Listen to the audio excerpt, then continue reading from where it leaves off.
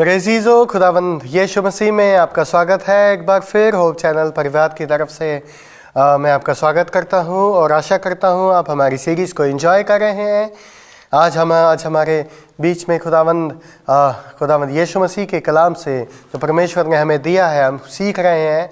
और जो हमारी सीरीज़ चल रही है खुदावंद यीशु मसीह पर संपूर्ण विश्वास, और उसमें हम जो कुछ भी पढ़ रहे हैं, जो कुछ भी हम सीख रहे हैं, मैं आशा करता हूं कि आप उनको अपनी जीवनों में ग्रहण कर रहे हैं और आपको उनकी आशीषें प्रदान हो रही हैं। तो हमारा जो टॉपिक है खुदावंद मसीह के ऊपर, यीशु के ऊपर और यहोवा के ऊपर कंप्लीट भरोसा, संपूर्ण भरोसा, विश्वास, तभी हमारा छुटकारा हो सकता है। तो हमारा आज का जो लास्ट 13वां जो अध्याय भाग है उसमें हम पहुंच चुके हैं। तो इसमें मैं आपको बताना चाहता हूं, जो हमने 12वां भाग शुरू किया था, क्या करें जब सब कुछ असंभव लगे।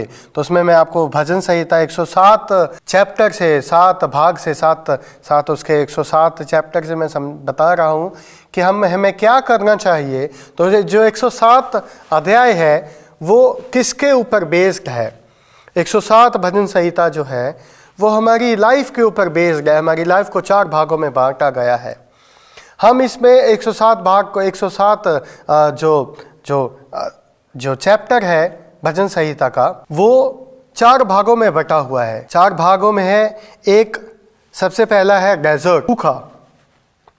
तो हमने सीखा कि हमें कैसे, जब हम अगर सूखे में भी हैं तो हमें कैसे उसमें से निकलना है। अब्राहम सूखे में था, अब्राहम डेजर्ट में था जब उसकी प्रार्थना, वो खुदावंद उसको आशीष तो कर रहा था, लेकिन उसकी प्रार्थना जो एक्चुअली खुदा ने उसके साथ वादा किया वो पूरा नहीं हो रहा था। दूसरा हमने सीखा कि अगर हम प्रिजन में हैं, अगर हम जकड़े हुए हैं बेड़ियों से, अगर हम रिश्तों में जकड़े हुए हैं, अगर हम अपने कामों में जकड़े हुए हैं, तो हमें कैसे खुदावंद हमें छुटकारा देते हैं। हमने देखा कि कैसे याकूब को खुदावंद ने छुटकारा लिया। हमें तभी छुटकारा मिलता है कि जब हम अपने एक डिसीजन लेते हैं कि हमें उस छुटकारे से निकलना है। तो जब हम उस डिसीजन में आते हैं कि हमें उस छुटकारे से निकलना है, एक डिसीजन जैसे याकूब ने लिया कि अब बस 21 साल बाद जब वो लाबान के घर में रहता था और उसकी दो बीवियां थी, दोनों बहनें राहेल एंड लिया। तो जब वो वहां पे रहता था अपनी फैमिली के साथ, तो वहां पे रहते हुए वो लोग मूर्ति पूजा भी करते थे, वो लोग अन्य देवताओं की पूजा भी करते थे, और वो लोग वो सब काम भी करते थे जहाँ पे खुदावंद जो हमें करने को नहीं कहता है। तो जहाँ जो खुदावंद के अगेंस्ट है वो भी काम वहाँ पे किया जाता था। तो जब वो वहाँ पे करता था तो, लेकिन वो हर रोज़ बाइबल बताती है कि वो खुदावंद की हजूरी में आता था और वहाँ पे आके खुदावंद की हजूरी में वो प्रार्थना करता था। और खुदावंद ने एक दिन उसको ऐसा बल दिया और उसने डिसीजन लिया कि अब वो जाएगा, खुदावंद ने जो उसको दिया है वहाँ पे वो जाएगा, अपने देश में वापस जाएगा और वहाँ पे जाके काम शुरू करेगा, वहाँ पे जाके रहेगा अपनी फैमिली के साथ। और वो जब उसने डिसीजन लिया तब वो खड़ा हुआ और वो चल पड़ा।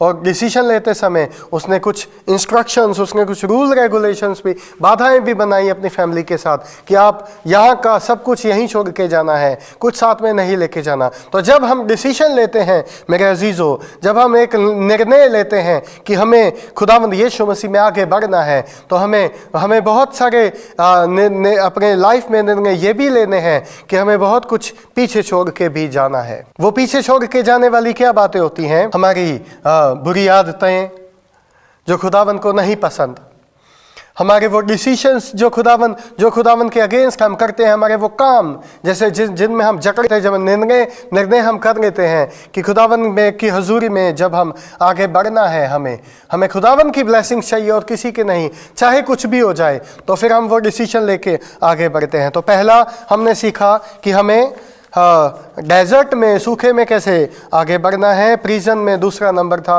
प्रिजन में कैसे बढ़ना है, और तीसरा बहुत इंपॉर्टेंट पॉइंट है वो हम पढ़ेंगे 107 उसकी 17-18 में। भजन संहिता 107 उसकी 17, 17 and 18, 17-18।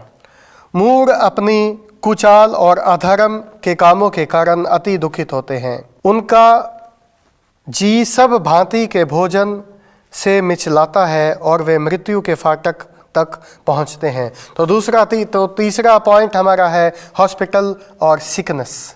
हॉस्पिटल एंड सिकनेस हमारी जो तीसरा पॉइंट है, जो इस भाग में ये पिक्चर बना के हमें जो दिखाता है कि एक अस्पताल और या फिर एक बीमारियाँ, अगर हम बीमारी में जकड़े हुए हैं तो खुदावंद हमें कहता है कि हमें कैसे हमें आगे बढ़ना है। एक बार एक गैरी वुड नाम का एक लड़का था।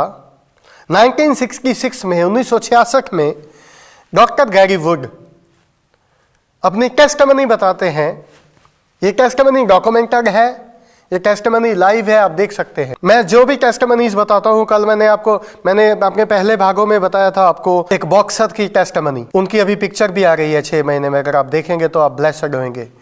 तो ये गैरी वुड, जो अभी डॉक्टर गैरी वुड है, ये अपने टेस्टमनी बता रहे हैं 1966 में कि कुछ साल पहले कॉलेज में पढ़ाई कर रहे थे, तो ये बहुत परमेश्वर में बहुत हम्बल थे, काइंड थे, और रोज प्रार्थना करते थे। लोगों को ये परमेश्वर का गाना गाते थे और लोग इनके गानों से प्रभावित होते थे और परमेश्वर के वचन को सुनते थे। तो एक बात क्या होता है कि ये अपनी 16 साल की बहन के साथ एक गाड़ी में कहीं जा रहे होते हैं यूएस में, और इनका एक्सीडेंट हो जाता है। और उस एक्सीडेंट में जब ये जा रहे थे तो इनका एक्सीडेंट इतना भयानक हुआ, इतना खतरनाक हुआ कि इनकी जॉज टूट गई, और इनका जो वोकल कॉर्ड था वो कट गया, इनका गला कट गया, और इनकी बॉडी में जो स्पाइनल कॉर्ड था वो भी टूट गया।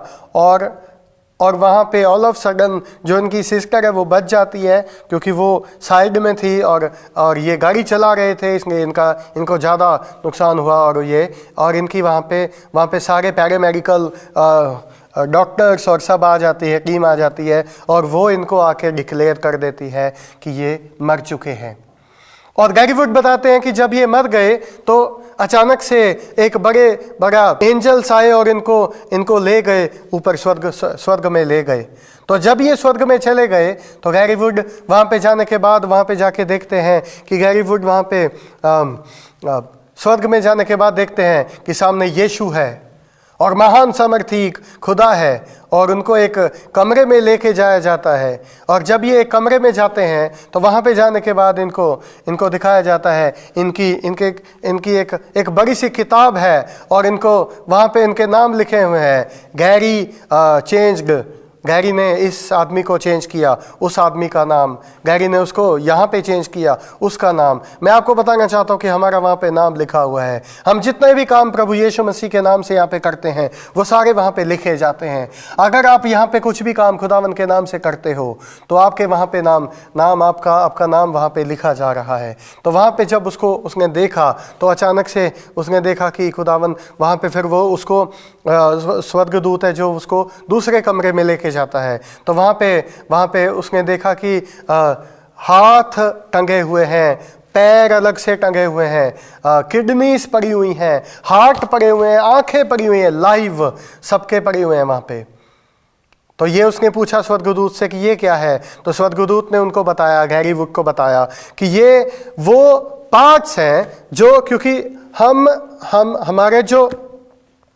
हमारी जो बॉडी, जब खुदावंद यीशु मसीह सेकंड कमिंग में अपने आएंगे और हमें लेके जाएंगे तो हम अपनी बॉडी में जिंदा होएंगे, वापस हमारी बॉडी हमें मिलेगी, और वो यही बॉडी है। खुदावंद यीशु मसीह हमें वही बॉडी वापस करेंगे, और वही बॉडी अगर हम प्रार्थना करते हैं तो वही बॉडी हमारी धरती के ऊपर भी हमको वही पार्ट्स हमको वापस मिलते हैं। आपने देखा होगा अपनी लाइफ में बहुत सारी टेस्टमनीज, मैंने पर्सनली बहुत सारी अपनी लाइफ में टेस्टमनीज देखी हैं कि अंधे चलते हैं, अंधे देखते हैं, और लंगड़े चलते हैं। खुदावंद यीशु मसीह ने जिनको चंगा किया, ये वही स्पेयर पार्ट्स हैं जो हमें वापस मिलते हैं, जो स्वर्ग में हमारे लिए खुदावंद ने रखे हुए हैं। जब यहाँ पे लोग अपने स्पेयर पार्ट्स को बना सकते हैं, हैं गाड़ियों के, तो वहाँ पे भी बन सकते हैं। ये हमें विश्वास करना है।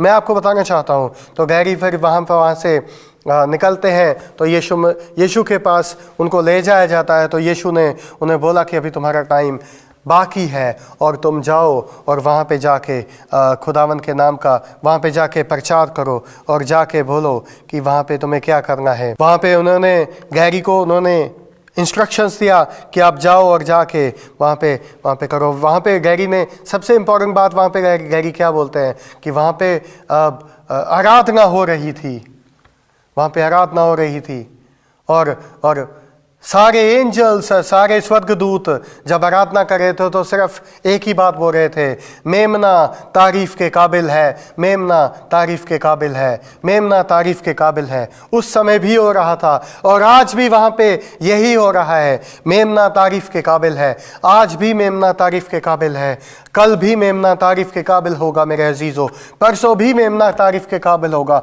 मेमना तारीफ के काबिल है। उस मेमने के पास आ जाओ। अगर आप उस मेमने के पास आ जाते हो तो आपकी हर मुसीबतें, आपकी हर बीमारियां, आपकी हर जकड़न, आपकी हर वो सूखा वो आशीषों में बदल जाता है मेरे अजीज़ों। मैं आपको बताना चाहता हूँ, खुदावंद के नाम की आराधना करते रहो, जैसे पवित्र वचन में लिखा है, आराधना करो जैसे स्वर्ग में हमेशा होता रहता है। तो वो गैरी को वापस भेज देते हैं और वो अपने वहीं पे उसी वक्त 1 घंटे बाद 69 मिनट बाद उसके अंदर उसकी आत्मा आ जाती है और गैरी जिंदा हो जाते हैं। और सब वहाँ पे देखे, जितने भी पैरामेडिकल स्टाफ है और उसकी सिस्टर है, वो सब देख के ये हैरान हो जाती है कि ये कैसे हो गया। और फिर वो अपना एक्सपीरियंस शेयर नहीं कर पाते क्योंकि उनकी वोकल कॉर्ड कटी हुई थी, वो गूंगा, उनकी ज़ुबान कटी थी, वो गूंगा हो चुका था। और फिर उसके बाद उनको हॉस्पिटल में ले जाया जाता है। तो और उनकी टेस्टिमनी ऐसे बताती है कि जब वो हॉस्पिटल में गए तो वहाँ पे भी उनके गैरी के मन में बस वही पिक्चर घूम रही थी कि यीशु उनके सामने है और मेमने की तारीफ़ हो, और मन में वो यही गा रहे थे कि मेमने की तारीफ़ हो, मेमने की तारीफ़ हो।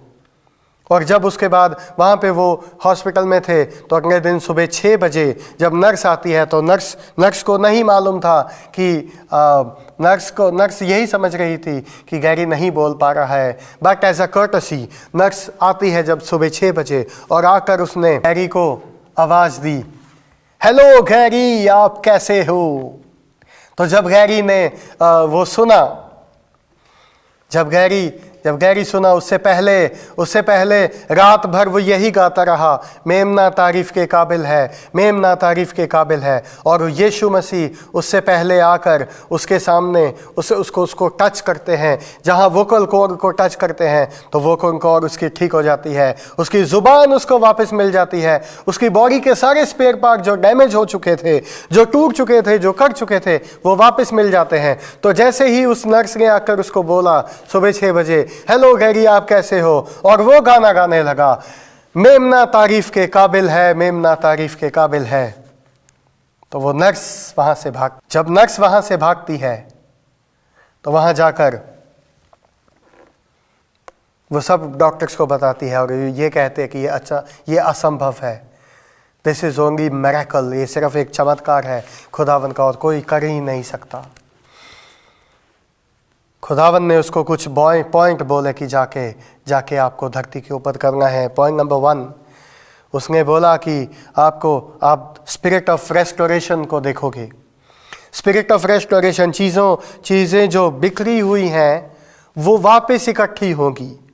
जो चीज़ें बिखरी हुई हैं खुदावन के अजीज़ों, मेरे अजीज़ों, मैं आपको बताना चाहता हूँ, जो आपकी लाइफ में चीज़ें बिखरी हुई हैं वो इकट्ठी होंगी अगर आप खुदावन की हजूरी में आते हैं। Step into the gods zone, अगर आप खुदावन के जोन में एंटर कर चुके हैं तो मैं आपको बता रहा हूँ, अगर आप खुदावन के जोन में आ चुके हैं तो सुन लो, ए मसीहियों मेरी बात सुनो। मैं आपको बताना चाहता हूँ कि खुदावंद आपको हील करने के लिए तैयार है, वो बड़ी आशीषों के लिए आपको देने के लिए तैयार है।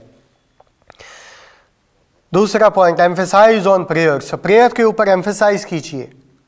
जब आप प्रेयर के ऊपर एम्फेसाइज, प्रेयर जितना ज़्यादा आप प्रेयर करेंगे उतना ज़्यादा रात में कीजिए प्रेयर, दिन में कीजिए, जहाँ पे भी हम हैं प्रेयर। मैं सुना है लोग जो ज़्यादातर प्रेयर करते हैं, हमारे क्रिश्चियंस भी 3 टाइम प्रेयर करते हैं खाने के ऊपर, एंड दैट्स इट।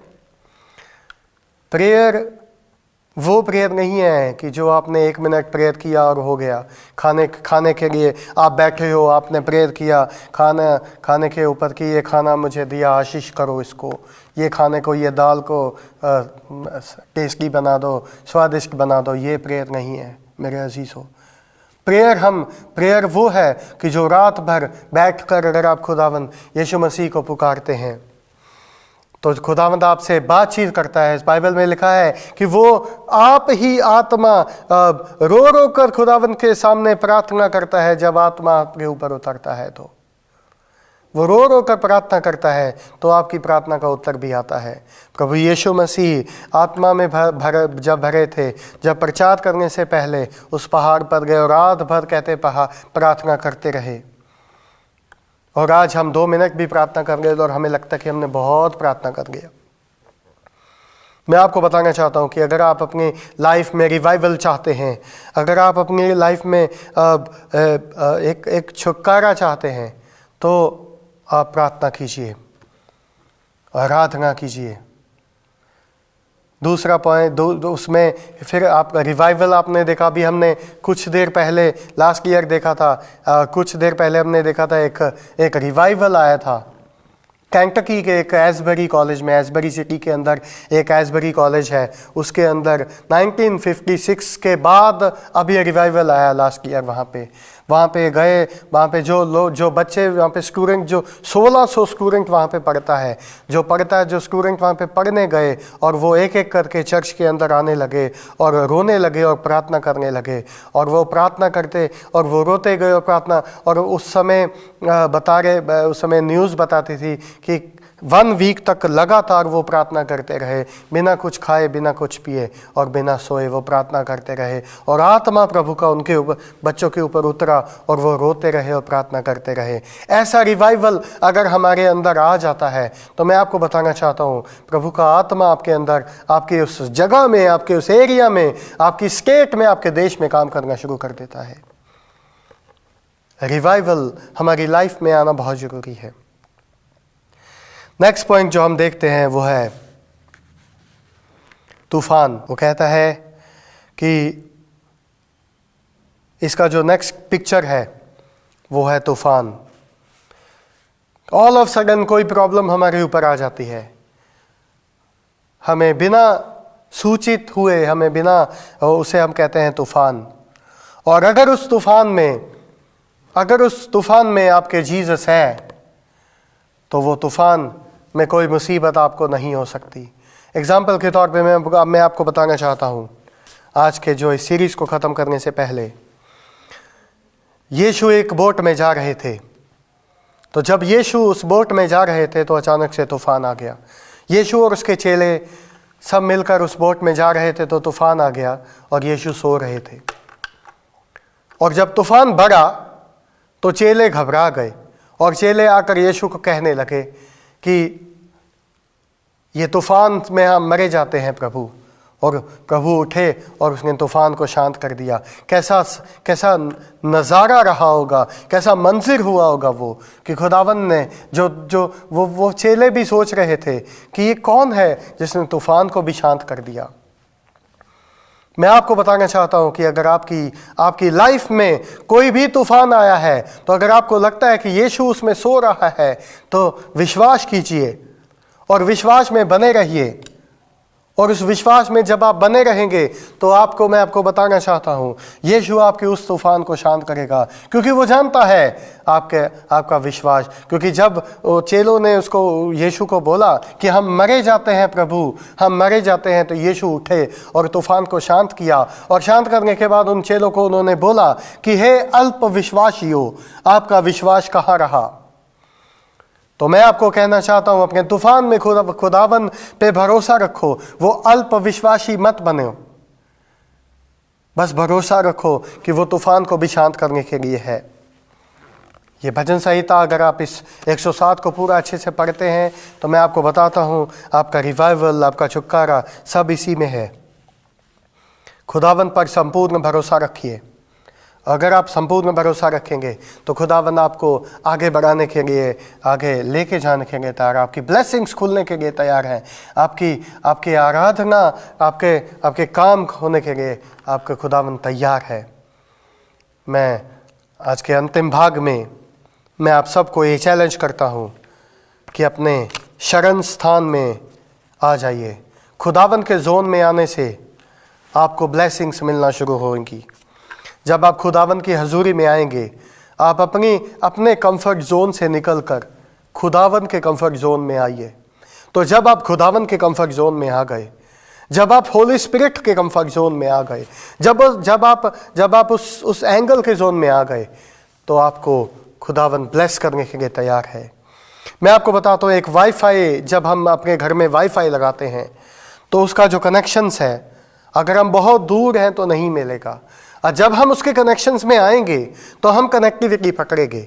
आप खुदावन के कनेक्टिविटी में आइए, आप खुदावन के हजूरी में आइए, क्योंकि जब आप खुदावन की जोन में आएंगे तो फिर आप चाहे डेजर्ट में हैं, चाहे प्रिजन में हैं, चाहे तूफान में हैं, आपको खुदावन ब्लेस करेंगे।